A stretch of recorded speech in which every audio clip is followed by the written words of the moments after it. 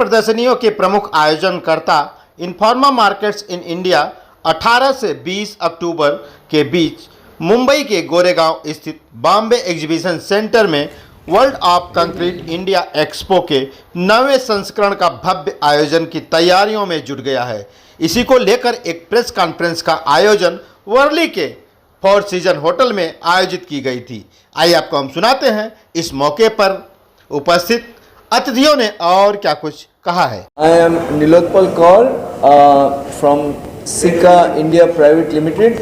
I am also the industry captain for the CIDC award, which was this year. And the world of concrete is a great opportunity for all in the construction industry to actually experience, learn and share about new dimensions in concrete technology, equipment, materials, testing. I think the organizers, Informa, have done a brilliant job to bring it to India again, and it will reach more heights about sustainability in construction as well as innovations through various technologies. So, मेरा नाम आलोक रंजन है. I am a partner at Torrent Advisors. We primarily work with private, government, public sector and multilateral development agencies in the management advisory space. For World of Concrete kind of events, this has been, I would say, the event जो globally which has been very popular. Now we are seeing the next version of the event in India. So I briefed you about the requirement of the sustainability basically. Luckily for us, what has happened is the measures of the sustainability is also an economical measures. In the sense, even for the roads for that matter, if you are constructing the road, अभी क्या है, we will be using the cement. Say for example, cement concrete road जो है, cement road concrete road maintenance free है, and also it is it doesn't have durability issues. It will be lasting for a long time. अभी ये cement concrete road आप जो use करते हैं, वो concrete में industrial waste जो है, say for example the flash, slag, ये जो है industrial waste है, and that waste can be used and the cement can be replaced. By doing that, what happens is it's easy for us to economize the roads. ये जो है, and also by switching over to the concrete road rather than the flexible bitumen road, what we are talking about, what happens is that वो जो बहुत गड्ढे होते हैं, उसका मेंटेनेंस रिक्वायरमेंट है, वो कम होते जाते हैं. So the measure of sustainability, हम जो सस्टेनेबिलिटी का बात करते हैं, वो क्लाइमेट इमरजेंसी हो रहा है.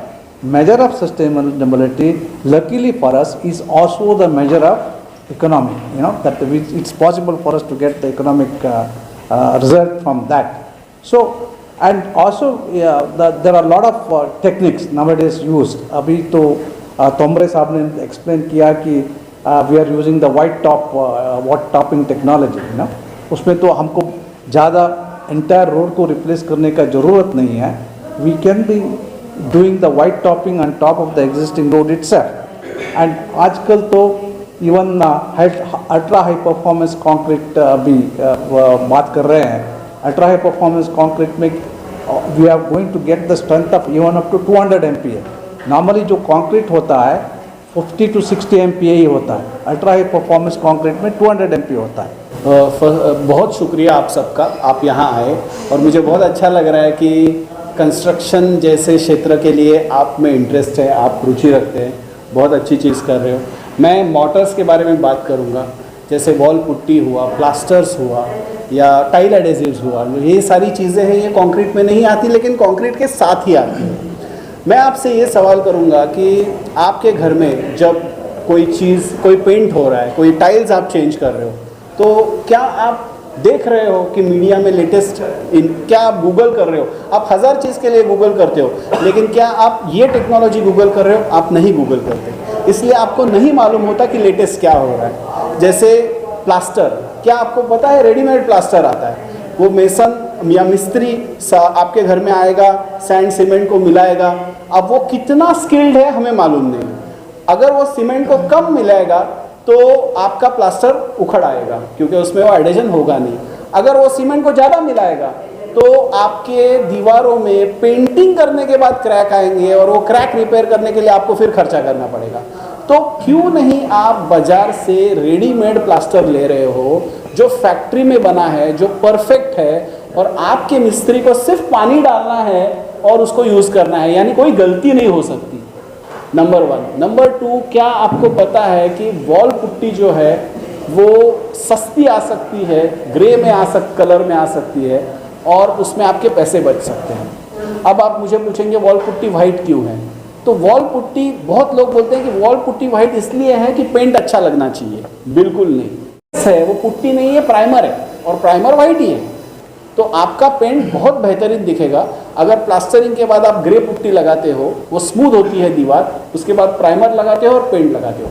तो ऐसी काफ़ी चीज़ें हैं जिससे आप पैसे बचा सकते हो और बेहतरीन क्वालिटी ऑफ कंस्ट्रक्शन पा सकते हो।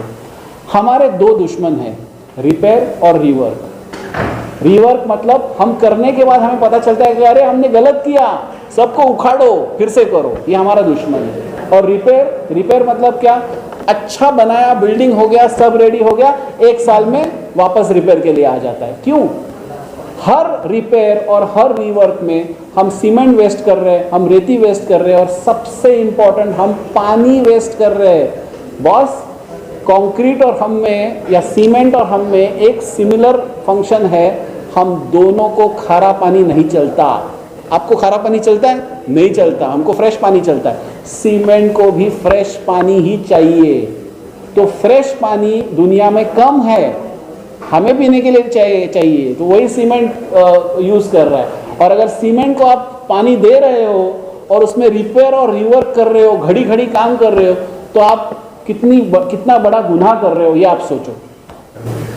आज जो हम यहाँ पे मिले हैं वो वर्ल्ड ऑफ कंक्रीट जो इवेंट हमारी जो हो रही है उसके बारे में इंफॉर्मेशन देने के लिए मिले हैं। एंड ये हमारा शो जो हो रहा है वो 9th addition of the show है, और ये मुंबई में मेस्को में होने वाला है इस साल। और 200 कंपनीज आ रही है, जो लास्ट ईयर अराउंड 160 कंपनीज थी। We have got even bigger response, lot more companies are coming in. And in terms of industry से अराउंड 10,000 से ज़्यादा इंडस्ट्री प्रोफेशनल्स एक्सपेक्टेड है। Last year we had about 6-6,500 लोग आए थे। 6,500 से नियरली जो इंटरेस्ट दिख रहा है हमको, 10,000 से ज़्यादा इंडस्ट्री प्रोफेशनल्स आएंगे। तो ये क्या सिग्निफाई करता है कि जैसे ये इंडस्ट्री मूव हो रहा है जो राइट डायरेक्शन में, आज इंडिया का जो इकोनॉमी है specially which is going to be a 5 trillion economy, उसमें से 1.4 trillion is going to come from this construction industry, which is going to be nearly 1/3 of our overall economy. So इतना जो growth construction industry में हो रहा है, ये हमारी इवेंट में सिग्निफाई हो रहा है। हमको सारी जगह से सपोर्ट आ रहा है। इस बार गवर्नमेंट के अलग अलग स्टेक होल्डर से, BMC से यहाँ पे आ रहा है, गवर्नमेंट ऑफ महाराष्ट्र से आ रहा है, तो अलग अलग बिल्डर्स एसोसिएशन ऑफ इंडिया से आ रहा है। सो दिस इज शोइंग और इकोनॉमी थ्राइविंग इन कंस्ट्रक्शन बहुत जगह पे हो रहा है।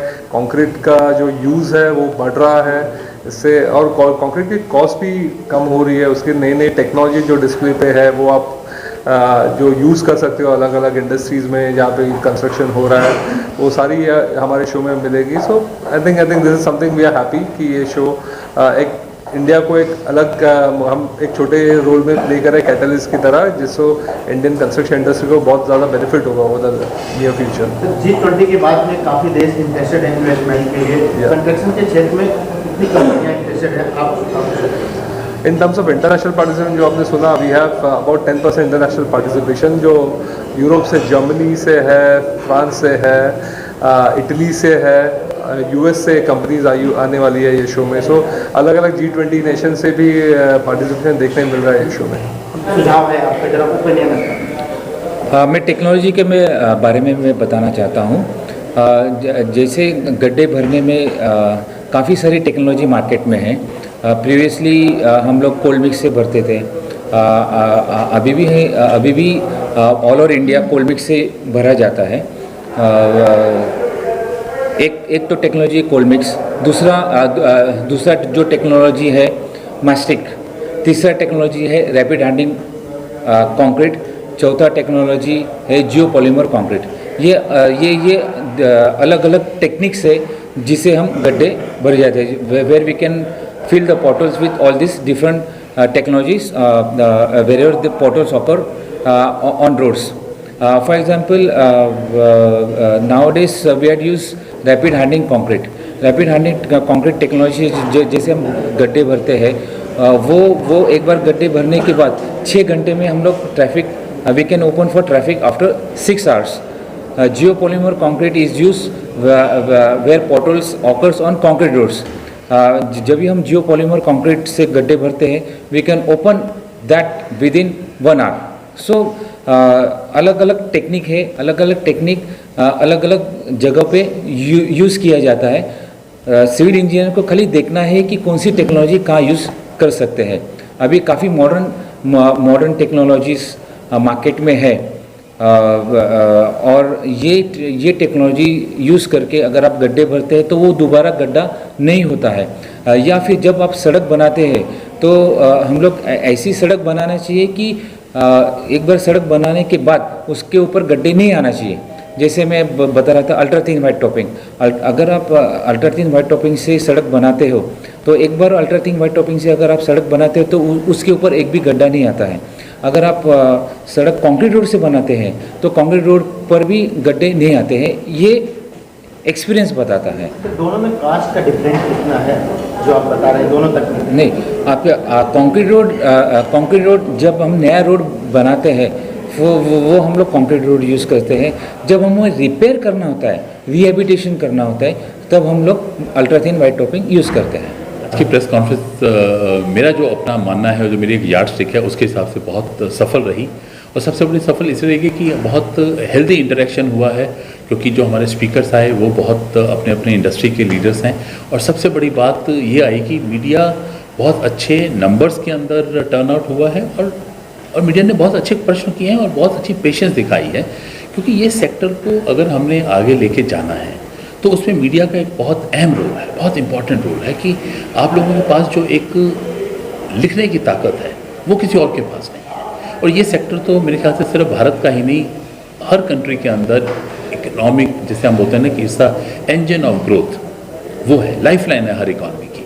और हमारा इवेंट जो 18 से 20 अक्टूबर में आने वाला है और उसके लिए ये प्रेस कॉन्फ्रेंस होना बहुत ज़रूरी है, क्योंकि मुंबई में इवेंट है और मुंबई का मीडिया जब आएगा तो वो सेक्टर के बारे में भी आगे बात करेगा. और जो आपने अभी डिस्कशन में सुना होगा कि मेन फोकस जो हमारा इस इवेंट का इस साल का हमने पोजीशनिंग की है, हर इवेंट की एक पोजीशनिंग होती है, उसको हमने बिल्कुल एक नया दिशा दी है और वो है टेक्नोलॉजी. टेक्नोलॉजी पे हमने बहुत फोकस रखना है इस बार, क्योंकि एक टेक्नोलॉजी है जो भारत को और देशों के मुकाबले आगे लेके जा सकता है और कम समय के अंदर. और सबसे बड़ा क्योंकि ये सेक्टर ऐसा है कि बहुत ट्रेडिशनल तरीके से कंस्ट्रक्शन एक्टिविटीज़ होती हैं, बहुत ट्रेडिशनल तरीके से मटेरियल्स का यूज़ होता है. लेकिन जो नई टेक्नोलॉजीज़ हैं वो कम समय के अंदर बेहतर क्वालिटी के प्रोडक्ट्स ला के देंगी. अब जैसे प्रीकास्ट है, प्रीकास्ट अब जितने भी मेट्रोज़ के बन रहे हैं या टनल्स बनती हैं उससे सब प्रीकास्ट टेक्नोलॉजी यूज़ होती है. हम लोग रोबोटिक्स की बात कर रहे हैं कि कैसे रोबोटिक्स या ऑटोमेशन हमारे साइट्स में काम आ सकता है. ड्रोन टेक्नोलॉजी किस तरह से हमारे काम आ सकती है. और कल हमारी अहमदाबाद में प्रेस कॉन्फ्रेंस थी, उसमें हमें एक आइडिया और मिला कि ऐसे भी टेस्टिंग इक्विपमेंट्स हैं जो जैसे हमारे बॉडी का स्कैन होता है वो कंक्रीट के स्ट्रक्चर्स का स्कैन करती हैं मशीन, कि उसमें ये बता दें कि इसमें क्या कमी है और क्या इसके अंदर उसमें करेक्शन किया जाए. तो मतलब ऐसी ऐसी टेक्नोलॉजीज़ हैं. और ये जैसे अभी हम बात कर रहे थे कि पहले वेस्ट में टेक्नोलॉजी आती है फिर भारत में आती है, आने वाला समय ऐसा रहेगा कि भारत में टेक्नोलॉजी डेवलप होंगी और वेस्टर्न वर्ल्ड जो है वो भारत की टेक्नोलॉजी से इंस्पायर होगा.